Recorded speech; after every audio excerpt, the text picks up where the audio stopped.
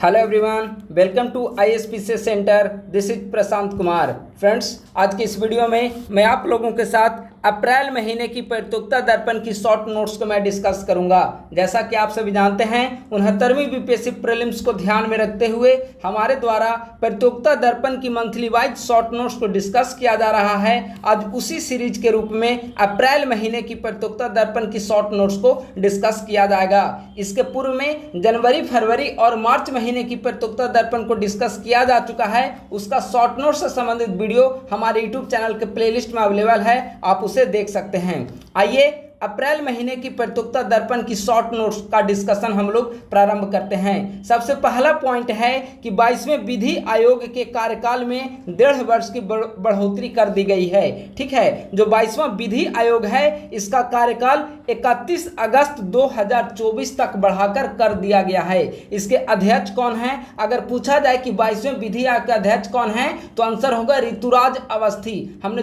जनवरी महीने की प्रतियोगिता दर्पण में बताया था 22वें विधि आयोग के अध्यक्ष अभी ऋतुराज अवस्थी हैं और इस आयोग का कार्यकाल बढ़ाकर 31 अगस्त 2024 तक का कर दिया गया है। अगला पॉइंट, केंद्र सरकार की महत्वाकांक्षी चीता संरक्षण परियोजना के तहत 8 चीते नामीबिया से और 10 चीते दक्षिण अफ्रीका से भारत में अभी तक लाए जा चुके हैं। यानी कि अफ्रीकी कंट्रीज से अभी तक कुल 18 चीते को लाया गया है, जिनमें से 8 चीते नामीबिया से लाया गया है और 10 चीते दक्षिण अफ्रीका से लाया गया है। आप दोनों डेटा को याद रखिएगा।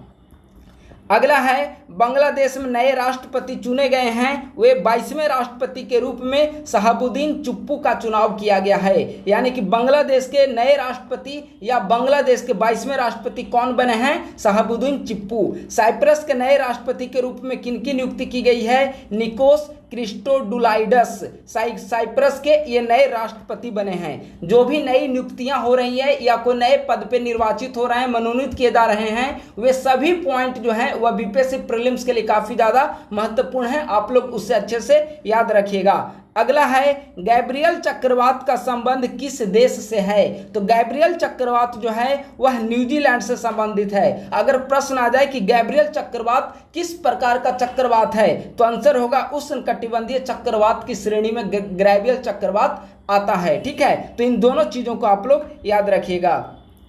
अगला पॉइंट है, कृषि मंत्रालय के अग्रिम अनुमानों के अनुसार वित्तीय वर्ष 2022-23 में देश के खाद्यान्नों का कुल उत्पादन अब तक का सर्वोच्च स्तर पर रहा है। कितना? 323.55 मिलियन टन रहने का अनुमान है। ठीक है, तो ये डेटा महत्वपूर्ण है। अक्सर आप देखेंगे कि इकोनॉमिक सेक्शन के अंतर्गत इकोनॉमिक सर्वे या फिर ये सभी डेटा पूछे जा सकते हैं। ठीक है, तो आप याद रखिए 22-23 में खाद्यान्न उत्पादन का कितना अनुमान लगाया गया है, तो अब तक का सर्वोच्च खाद्यान्न उत्पादन 323.55 मिलियन टन का अनुमान लगाया गया है, जिनमें से चावल का जो अनुमान है 130.84 मिलियन टन और गेहूं का जो अनुमान है वह 112.18 मिलियन टन है। ठीक है, और कुल अगर फसल उत्पादन देखा जाए तो 323.55 मिलियन टन।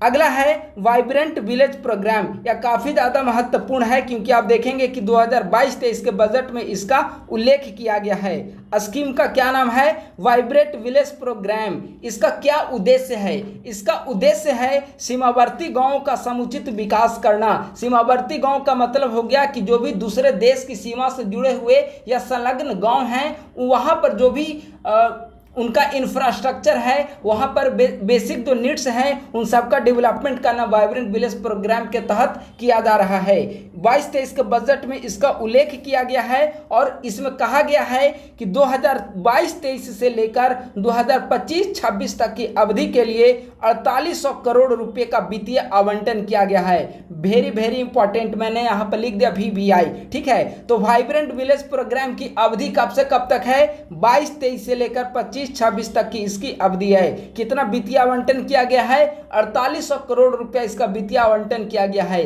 क्या उद्देश्य है? सीमावर्ती गांवों का विकास करना इसका मुख्य उद्देश्य है। अगर प्रश्न आ जाए कि वाइब्रेंट विलेज प्रोग्राम को केंद्रीय कैबिनेट के द्वारा कब मंजूरी प्रदान की गई, तो इस प्रोग्राम को 15 फरवरी 2023 ईस्वी को केंद्रीय मंत्रिमंडल की मंजूरी प्रदान की गई है। यह भी पॉइंट जो है वह काफी ज्यादा महत्वपूर्ण है। ठीक है, अगला पॉइंट है नियुक्तियां। जो भी नियुक्तियां हुई है इस महीने की प्रतियोगिता दर्पण में दिया हुआ है उसे हम लोग देखते हैं। यूनिसेफ इंडिया के राष्ट्रीय राजदूत, यूनिसेफ इंडिया के राजदूत के रूप में आयुष्मान खुराना की नियुक्ति की गई है। डीजीसीए के नए महानिदेशक विक्रम देव दत्त बने हैं। पीआईबी के नए प्रधान महानिदेशक, प्रेस इंफॉर्मेशन ब्यूरो पीआईबी, इसके नए प्रधान महानिदेशक राजेश मल्होत्रा को बनाया गया है। WB यानी कि वर्ल्ड बैंक के निदेशक मंडल में भारत के द्वारा नामित कार्यकारी निदेशक परमेश्वरन अय्यर को बनाया गया है। यह काफ़ी ज़्यादा महत्वपूर्ण है। ये सभी नियुक्ति का नाम आप लोग अच्छे से याद रखेंगे। अब कुछ महत्वपूर्ण बुक्स को देखते हैं। विक्ट्री सिटी जो बुक्स है वह सलमान रुश्दी के द्वारा लिखा गया है। नेवर नेवर बुक जो है वह Colleen Hoover and Tarryn Fisher के द्वारा लिखा गया है। तो ये दोनों बुक्स भी काफ़ी ज़्यादा महत्वपूर्ण है, आप लोग इसे याद रखेंगे। अब सम्मेलन देखते हैं, जो महत्वपूर्ण सम्मेलन आयोजित किए गए हैं उनमें दूसरा भारतीय चावल कांग्रेस। अगर प्रश्न आ जाए कि हाल ही में वर्ष 2023 में भारतीय चावल कांग्रेस का आयोजन कहाँ पर किया गया, या दूसरा भारतीय चावल कांग्रेस का आयोजन कहाँ पर किया गया, तो चावल अनुसंधान संस्थान कहाँ पर स्थित है, कटक में। वहीं पर कटक जो कि उड़ीसा राज्य में स्थित है, वहीं पर चावल कांग्रेस का भी आयोजन किया गया। महिला सशक्तिकरण पर G20 सम्मेलन का आयोजन कहाँ पर किया गया, तो महिला सशक्तिकरण वुमेन एम्पावरमेंट से संबंधित G20 समिट का आयोजन आगरा उत्तर प्रदेश में किया गया। अगला है 12वां विश्व हिंदी सम्मेलन का आयोजन कब कहाँ किया गया, तो 12वां विश्व हिंदी सम्मेलन जो है वह 15 से 17 फरवरी के बीच फिजी के नाडी शहर में किया गया है। ठीक है, इसका जो थीम है वह है हिंदी पारंपरिक ज्ञान से कृत्रिम मेधा तक, इसका थीम रहा है। फिजी सरकार तथा भारतीय विदेश मंत्रालय के सहयोग से 12वां विश्व हिंदी सम्मेलन का आयोजन फिजी के नाडी शहर में 15 से 17 फरवरी के बीच में किया गया, जिसका थीम था हिंदी पारंपरिक ज्ञान से कृत्रिम मेधा तक। इसके पूर्व अगर देखेंगे तो 11वां जो विश्व हिंदी सम्मेलन है वह वर्ष 2018 में मॉरिशस में आयोजित किया गया था। तो जो 12वां विश्व हिंदी सम्मेलन है वह आगामी प्रीलिम्स परीक्षा के लिए काफी ज्यादा महत्वपूर्ण है। अब युद्धाभ्यास के बारे में हम लोग देख लेते हैं। वीर गार्जियन युद्धाभ्यास, देखिए वीर गार्जियन युद्धाभ्यास जो है वह वायुसेना की युद्धाभ्यास है। ठीक है, यह गार्जियन युद्धाभ्यास जो है वह भारत और जापान के मध्य संयुक्त युद्धाभ्यास है, जिसमें जो कि जापान के हयाकुरी वायुसैनिक केंद्र पर जिसका आयोजन किया गया था। तो वीर गार्जियन युद्धाभ्यास किन दो देशों के बीच, भारत और जापान के बीच कहाँ आयोजित किया गया, या इसका परफॉर्मेंस कहाँ पर किया गया, जापान के हयाकुरी वायुसैनिक केंद्र पर इसका परफॉर्मेंस किया गया, जिसमें भारतीय दल का नेतृत्व महिला स्क्वाड्रन लीडर अवनी चतुर्वेदी के द्वारा किया गया। और यह भी काफ़ी ज़्यादा महत्वपूर्ण है कि किसी विदेशी सैन्य अभ्यास में भारतीय दल का नेतृत्व करने वाली पहली महिला अधिकारी बनी है। कौन? अवनी चतुर्वेदी। तो यह प्रश्न इस दृष्टिकोण से काफ़ी ज़्यादा महत्वपूर्ण हो जाता है, आप लोग इसे याद रखेंगे। यहाँ से 2-3 प्रश्न बनने की संभावना है। पहला, वीर गार्जियन युद्धाभ्यास किन दो देशों के मध्य आयोजित किया गया, भारत और जापान के बीच। कहाँ इसका आयोजन हुआ? जापान के हयाकुरी वायुसैनिक केंद्र पर। इसमें भारतीय दल का नेतृत्व किसके द्वारा किया गया, तो महिला स्क्वाड्रन लीडर अवनी चतुर्वेदी के द्वारा किया गया। और यह इसीलिए महत्वपूर्ण है क्योंकि किसी विदेशी सैन्य अभ्यास में भारतीय दल का नेतृत्व करने वाली यह पहली महिला अधिकारी बनी है। अगले पॉइंट की ओर हम लोग आते हैं, अमृतपेक्स 2023। देखिए अमृतपेक्स 2023 जो है वह राष्ट्रीय डाक टिकट संग्रह प्रदर्शनी है। इसका आयोजन नई दिल्ली में किया गया है, तो काफ़ी ज़्यादा महत्वपूर्ण है। आपसे पूछा जा सकता है अमृतपेक्स 2023 क्या है? राष्ट्रीय डाक टिकट संग्रह प्रदर्शनी।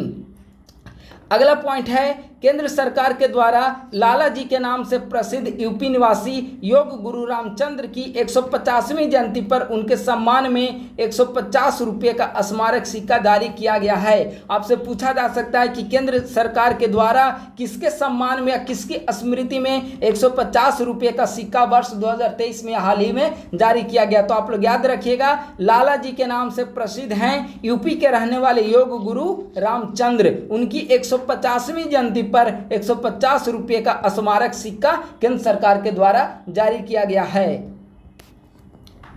अगला पॉइंट है पांचवा खेलो इंडिया यूथ गेम्स। पांचवा खेलो इंडिया यूथ गेम्स जो है इसकी मेजबानी मध्य प्रदेश के द्वारा की गई है। ठीक है, इसमें टॉप जो फर्स्ट रैंक है वह फर्स्ट रैंक महाराष्ट्र ने फर्स्ट रैंक जीता है। कुल इसने 161 पदक जीता है। 161 पदक में 56 स्वर्ण पदक, 55 रजत पदक, 50 कांस्य पदक, अगर कुल मिला दिया जाए तो 161 पदक है। फर्स्ट स्थान किसने प्राप्त किया? महाराष्ट्र। पांचवा खेलो इंडिया यूथ गेम्स का आयोजन कहां पर किया गया? मध्य प्रदेश में। फर्स्ट स्थान किसने प्राप्त किया? महाराष्ट्र ने। कितने पदक कुल जीते हैं? 161 पदक जीते। अगला पॉइंट है इंडिया एनर्जी वीक 2023 का आयोजन भारत के G20 की अध्यक्षता के दौरान फरवरी 2023 में ग्रोथ कोलैबोरेशन ट्रांजिशन विषय के अंतर्गत कहां पर किया गया? तो इसका आयोजन बेंगलुरु में किया गया। काफ़ी ज़्यादा इम्पोर्टेंट प्रश्न है। प्रधानमंत्री ने 6 फरवरी 2023 को कहां पर HAL हिंदुस्तान एरोनॉटिकल लिमिटेड की हेलीकॉप्टर फैक्ट्री का लोकार्पण किया है? कर्नाटक के तुमकुरू शहर में। यह तो काफ़ी ज़्यादा महत्वपूर्ण है, आप लोग इसे याद रखिएगा। एशिया का पहला है यह हेलीकॉप्टर फैक्ट्री। ठीक है, HAL के द्वारा हिंदुस्तान एरोनॉटिकल लिमिटेड के द्वारा कहां पर? कर्नाटक के तुमकुरू में। कब? 6 फरवरी 2023 को। अगला, द इंडियन मेट्रोपोलिस बुक के लेखक कौन हैं? वरुण गांधी या फिरोज वरुण गांधी। बुक का क्या नाम है? Indian metropolis. बहुत आसान पुस्तक का नाम है, आप लोग इसे याद रखिएगा, बहुत महत्वपूर्ण है। इंडियन मेट्रोपोलिस बुक के लेखक कौन हैं? फिरोज वरुण गांधी। अगला, BCCI क्रिकेट रणजी ट्रॉफी 2022-23 की विजेता टीम कौन है? तो रणजी ट्रॉफी की विजेता टीम सौराष्ट्र। इसने किसे हराया? बंगाल को हराया। ठीक है, तो विजेता टीम महाराष्ट्र और उप विजेता बंगाल है। दिल्ली के मेजर ध्यानचंद नेशनल स्टेडियम में मेगा नेशनल ट्राइबल फेस्टिवल का आयोजन किस नाम से किया गया? आदि महोत्सव के नाम से इसका आयोजन किया गया है। अगला पॉइंट है तीसरे खेलो इंडिया विंटर गेम्स का आयोजन फरवरी में कहाँ किया गया? तो इसका आयोजन जम्मू कश्मीर के गुलमर्ग में किया गया है। किसका? तीसरा खेलो इंडिया विंटर गेम्स का आयोजन कहाँ पर? जम्मू कश्मीर के गुलमर्ग में। अगला प्रश्न है हाल ही में लिथियम का भंडार किस केंद्र शासित प्रदेश में मिला है? यह काफी ज्यादा महत्वपूर्ण प्रश्न, आप लोग इसे याद रखेंगे। हाल ही में भारत के किस केंद्र शासित प्रदेश में लिथियम का भंडार मिला है? तो यह जम्मू कश्मीर में मिला है। ठीक है, आप लोग इसे याद रखिएगा, काफी महत्वपूर्ण है। अगला पॉइंट है दक्षिण अफ्रीका ने रूस और चीन के साथ एक 10 दिवसीय नौसैनिक संयुक्त युद्धाभ्यास किया है जिसका क्या नाम है? मोसी 2। यह प्रश्न आपसे पूछा जा सकता है कि मोसी 2 हाल ही में चर्चा में रहा, यह क्या है? तो आपको ध्यान में रखना है कि यह एक 10 दिवसीय नौसैनिक युद्धाभ्यास है जिसका आयोजन दक्षिण अफ्रीका ने रूस और चीन के साथ मिलकर किया है। तो काफ़ी ज़्यादा महत्वपूर्ण है। मोसी 2 नौसैनिक युद्धाभ्यास में दक्षिण अफ्रीका शामिल है, रूस शामिल है और चाइना कंट्री शामिल है।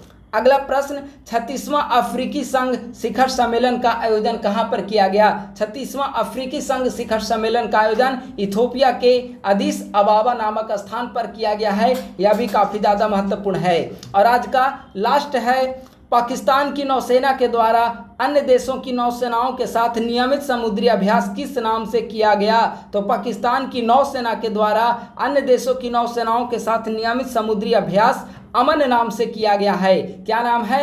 अमन। पाकिस्तान की नौसेना का युद्धाभ्यास है। तो दोस्तों इस प्रकार से आज की इस वीडियो में हमने अप्रैल महीने की प्रतियोगिता दर्पण की शॉर्ट नोट्स को डिस्कस किया है। उम्मीद है कि 69 बीपीएससी प्रीलिम्स की तैयारी में यह वीडियो आपके लिए काफ़ी ज़्यादा मददगार साबित होगी। आप सभी जानते हैं कि बीपीएससी प्रीलिम्स में लगभग 30 प्रश्न करेंट अफेयर से पूछे जाते हैं और उसमें भी बहुत बड़ी भूमिका मंथली वाइज प्रतियोगिता दर्पण की होती है। इसीलिए हमारे द्वारा प्रत्येक महीने की प्रतियोगिता दर्पण की शॉर्ट नोट्स को डिस्कस किया जा रहा है। आप लोग उसे अवश्य देखें और अपने दोस्तों के साथ इसे शेयर करें। थैंक यू सो मच, बहुत बहुत धन्यवाद।